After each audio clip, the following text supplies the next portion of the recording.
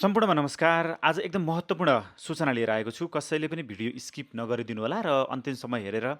भिडियोलाई सक्दो सेयर गरिदिनु होला। अहिले म काठमाडौँको मध्यपुर ठिमी नगरपालिकामा अवस्थित नीलबाराही मन्दिरमा छु र अहिले हजुरहरूले देखिराख्नु भएको यो दृश्य नीलबाराही मन्दिरको दृश्य हो र यहाँ हजुरहरूले अहिले देख्न सक्नुहुनेछ यो एकदमै तल पहिरो गएर यो माथि जुन नीलबाराही मन्दिर जुन छ नीलबाराही मन्दिरको एकदम अस्तित्व नै धरापमा परेको अवस्था छ र विगत 3 हप्तादेखि लिएर निरन्तर रूपमा श्रमदान मार्फत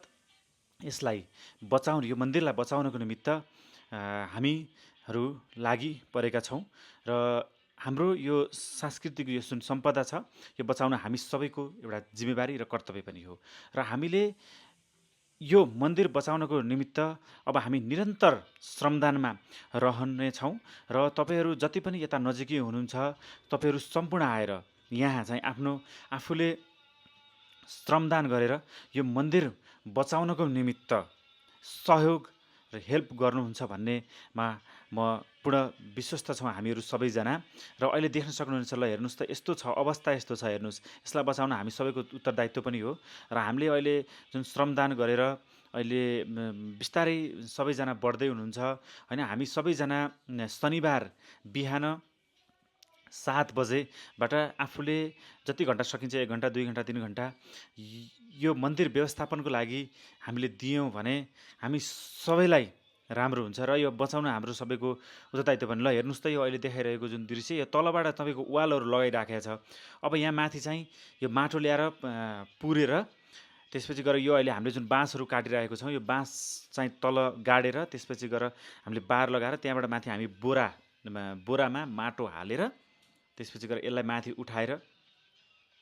यसलाई यो संरक्षण गर्नेतिर लागिरहेको छौँ र योजनाहरू बन्दैछन्। अब उताबाट माटो काटेर लिएर आएर यहाँ हाल्ने योजनाहरू पनि छँदैछन्। अघिल्लो हप्ता मात्रै कुलमान घिसिङ सर आएर यो श्रमदानमा सहभागी हुनुभएको थियो र अर्को हप्ता महावीर पुन सर पनि आउने कुरा छ र यसरी धमाधम अहिले यो कार्यक्रम यहाँ सञ्चालन भइरहेको छ। हजुरहरू पनि जहाँ हुनुहुन्छ जसरी हुनुहुन्छ आफूले श्रमदानै गर्न सक्नु भएन भने पनि हामीसँग यहाँ यसलाई बचाउनको लागि अहिले हामीले यहाँ एउटा डेस्क पनि राखेका छौँ जहाँ आर्थिक सहयोग सङ्कलन तपाईँहरूले श्रम मात्रै होइन आर्थिक पनि सहयोग सङ्कलन दान गरिदिन सक्नुहुनेछ जसले गर्दाखेरि